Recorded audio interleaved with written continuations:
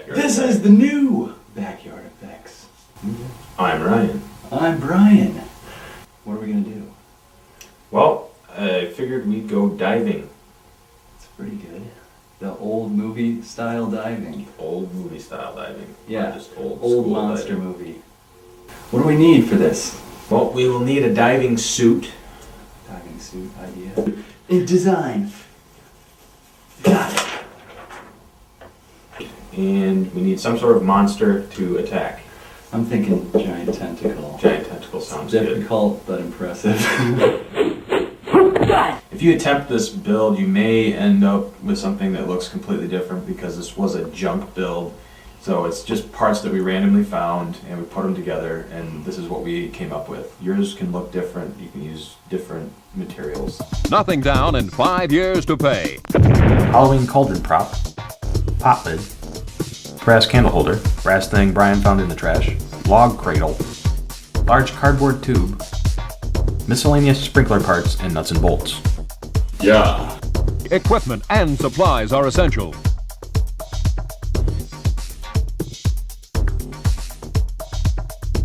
There it is.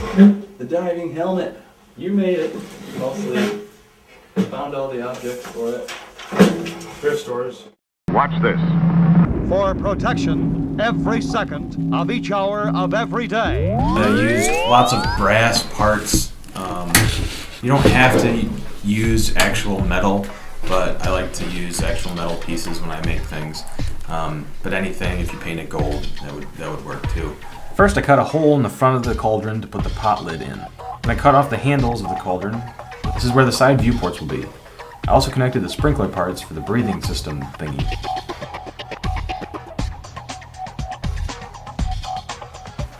Next, I gave the entire thing a coat of primer, followed by a coat of bronze paint, and a light dusting of black.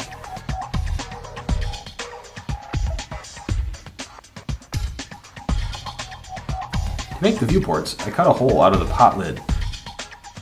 Then I cut a hole out of the center of the candle holder. That's just big enough for a piece of plastic from an old clock. I glued in the plastic with epoxy and attached the whole thing with JB Weld. I used hinges to attach the lid to the cauldron. The side viewports, I used metal tubing for bracing, flattened ends of tubing. I used pop rivets to hold it in place. For the neck and shoulders, I used cardboard tube and a log cradle. The way I attached a lot of this was to actually make little brackets out of scrap metal and use nuts and bolts. Hello there. Something to keep in mind is that by putting plastic over the viewing holes, you actually make it somewhat airtight and it doesn't ventilate very well. So it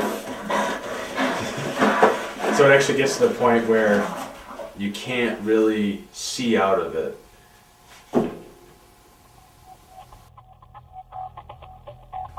This is the largest tentacle I've ever seen in my life. Wow. I love monster stuff. Originally gonna make it out of garbage bags, like black trash bags, and attach them together like with tape, and then we'll inflate it and do the same kind of painting effect, so then you can inflate it with air and then it moves around. From looking around and seeing what pops up in the world of junk, this carpet padding just came up. To see if my material would work, I cut it and rolled it up to see if I could get it into the shape of a tentacle, and then spray painted it. I attached it together with hot glue and then spray painted the texture on the surface. And after it worked, I went to the large scale, did the same thing. It's just this time I rolled it instead of just attaching it in the center, and then spray painted it. On the end, I used a little bit of fishing wire to make the end of the tentacle be able to grab something. It would be the knife. This is Marianne. She does all the puppets and a lot of the behind the scenes stuff. I'm the puppet master. Yeah.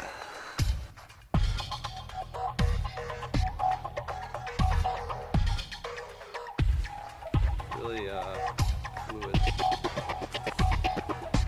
That is pretty cool. Can you bend it towards me a little bit? Yeah. This is really awesome. It's gonna work.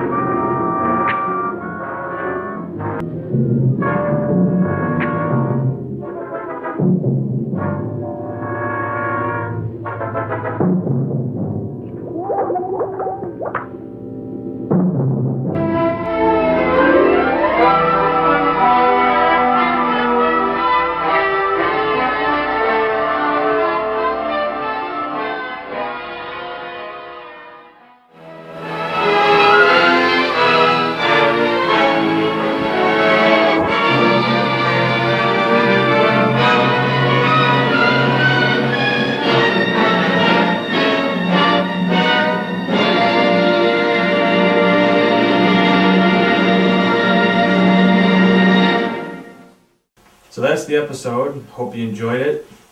Now you can go dumpster diving. Yeah, try it yourself. Be safe. Do your best and see what kind of things you can come up with here. Thanks for watching. Tune in next time. Cool.